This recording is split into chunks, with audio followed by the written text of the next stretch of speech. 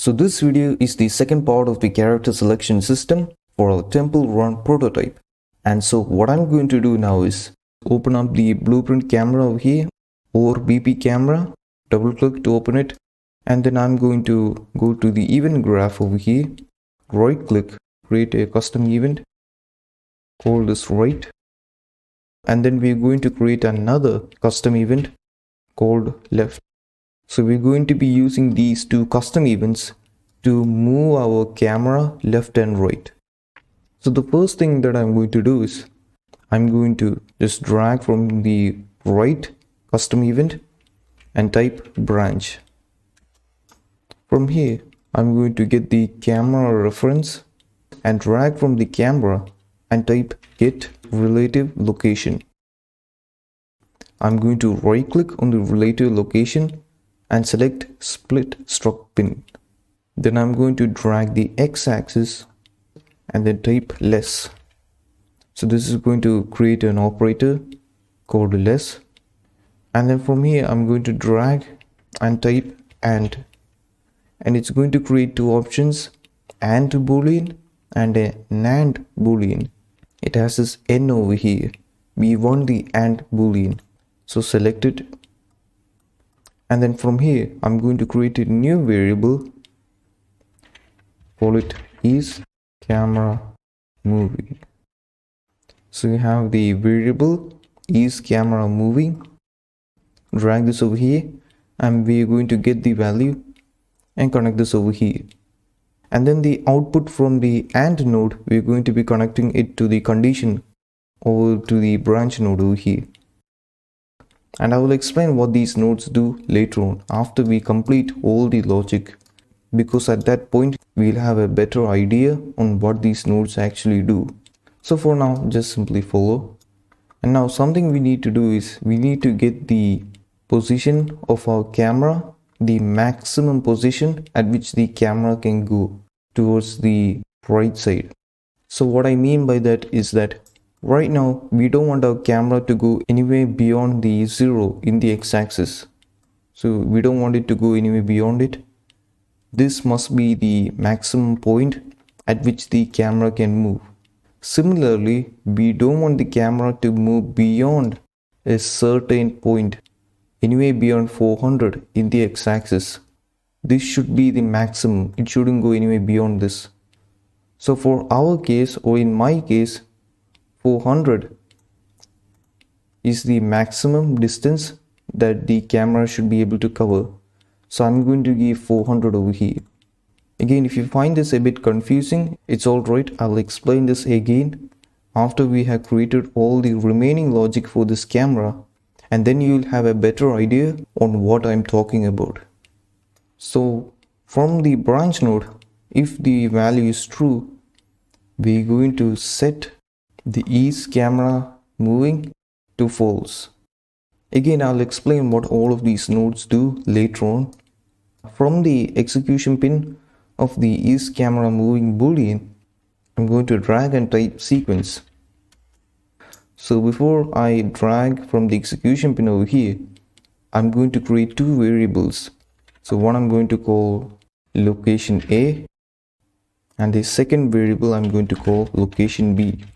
I'm going to change their type to vector. So both of them are vectors. And what I'm going to do is I'm going to drag the location A and set its value. So I'm going to connect the execution pin, the first execution pin from the sequence, to the input execution pin of location A. And I'm going to drag the camera again. So again, I'm going to drag from the camera and type get relative location. And I'm going to connect it to the location A. And from here, I'm going to drag the relative location of the camera and type add. Drag location B from here and set its position. And connect the resulting vector from here to location B. And in here, I'm going to give a value of 200 on the x-axis. Again, I will explain why later on. For now, just simply follow, because it's going to be very confusing if I explain it right now. So from here, I'm going to drag the second execution pin from the sequence and type add timeline. From here, I'm going to double click on the timeline over here. Again, it's kind of similar to what we have already done in the previous parts. I'm going to click on the plus icon over here called track and add a float track. And over here, you can see there is this value over here called length.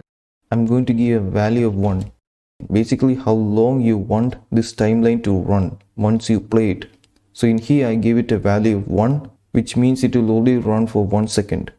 So I'm going to right click over here and click add key to curve float. I'm going to reset the values to 0. It's like this, you kind of reset it. And then I'm going to give another value. And this time I'm going to give a value 1, a time 1 and a value 1. So this means that after 1 second, when the timeline or the playhead reaches this point over here, the value that the timeline will be outputting, that is the new track over here, the value that this float track over here outputs will be 1. Again, we can adjust the value based on how we want.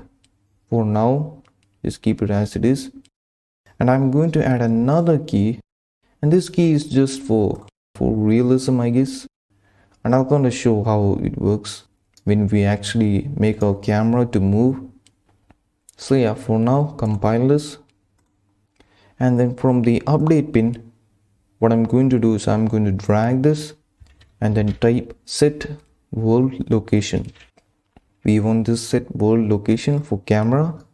And from the finished pin, I'm going to drag and then I'm going to set is camera moving to true.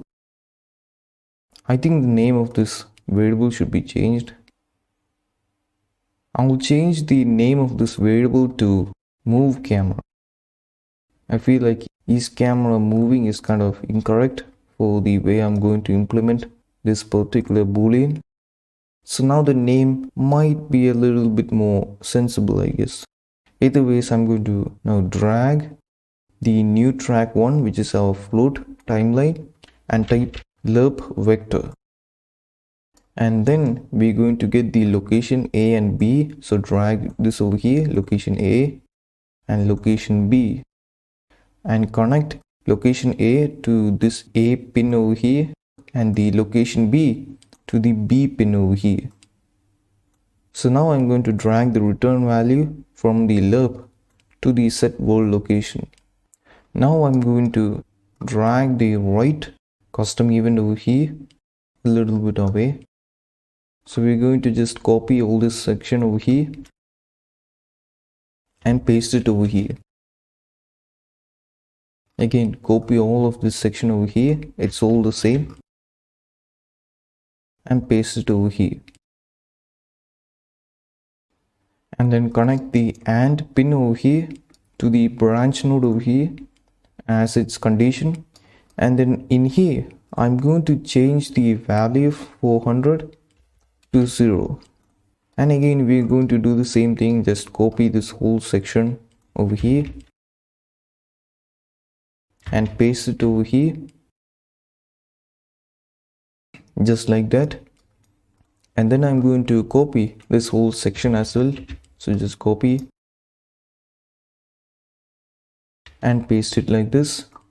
Connect the execution pin. I forgot to mention this, but make sure that you change the execution pin connection that comes from the second execution pin over here to the timeline, and make sure the execution pin is connected to the play from start. So connect this to the play from start, not on play. So back over here, you need to do the same thing. So just drag this away by pressing the control key and then connect it like this to play from start. And now what we're going to do is I'm going to drag the event begin play over here down below. Just remove this message. Drag the execution pin of the event begin play and then type box trace by channel. And I'm going to get the camera reference again. and get its relative location, and then connect it to the start over here,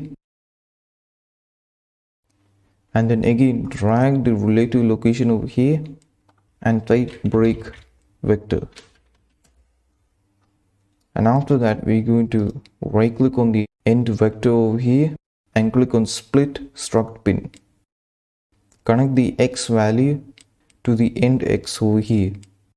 And in the box trace by channel, we have this pin called half size, and I'm going to give a value of around 50 to each of the axes. So for the X axis, it's going to be 50, Y axis, it's going to be 50, and for the Z axis, it's going to be 50. And what this does is that it basically increases the size of our box trace, and you'll get to see it in action. And in the draw debug type, click on the drop down and make sure to select persistent. And from here, I'm going to drag the out hit and type break hit result. Click on this drop down over here and it will give a lot of options that you can get. Basically, these are the various informations that you can get from the trace hitting an object. And in the variable section, I'm going to create a new vector called character name. Make sure to change the vector to string and drag this over here. We're going to set the character name, and in here we have this option called hit active. Drag this and connect it to the character name. For testing, we can also drag the print string and connect the character name to the string so we can see if it's working or not. I'm going to click on the drop down over here and increase the duration to 10 seconds. And after that, from the timeline, the finish node that is connected to the move camera over here, I'm going to drag the execution pin from here and connect it to the box trace by channel. I'm just going to move this towards the center so they're not that far apart. And again, in here, I'm going to drag the execution pin, the same thing, and connect it to the box trace. And there we have it. Hopefully everything is working properly. And I forgot to change the value to -200. So make sure to change the value to -200. And yeah, that's about it. Let's try testing the game. So compile this and run it. And yeah, our box trace is not properly being positioned, but you can see we received the hit information. We received the character name or the hit information, and it's currently hitting at the flow, as you can see over here. That's why it's giving a flow value over here. Alright, so in here we have a couple of things to do. Firstly, I want to make this camera the root of this blueprint.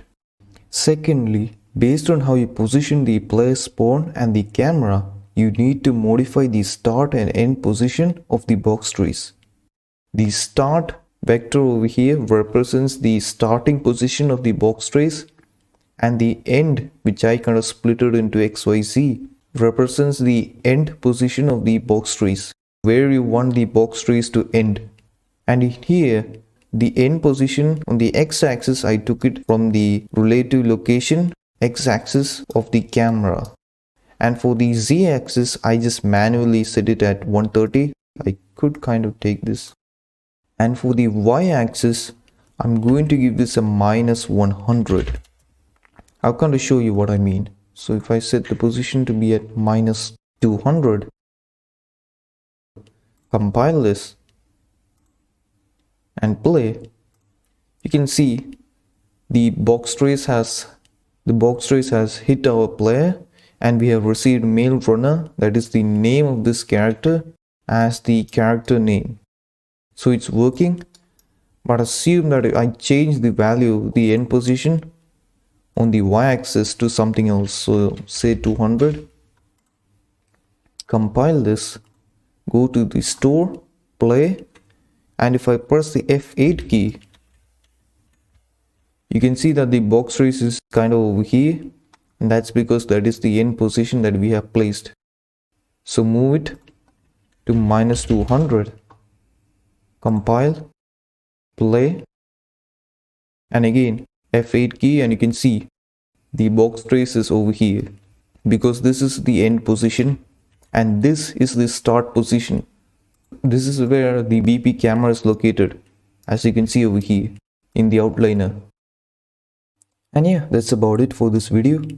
There is still a bit more left to do to make our character selection system work. We need to link the left and right UI buttons to the left and right custom events that we have created in the BP camera. And then we need to store the selected character and use that character as a playable character when we press the select button. So we're going to do all that in the next part of our character selection system tutorial. Thanks for watching and see you later. Bye.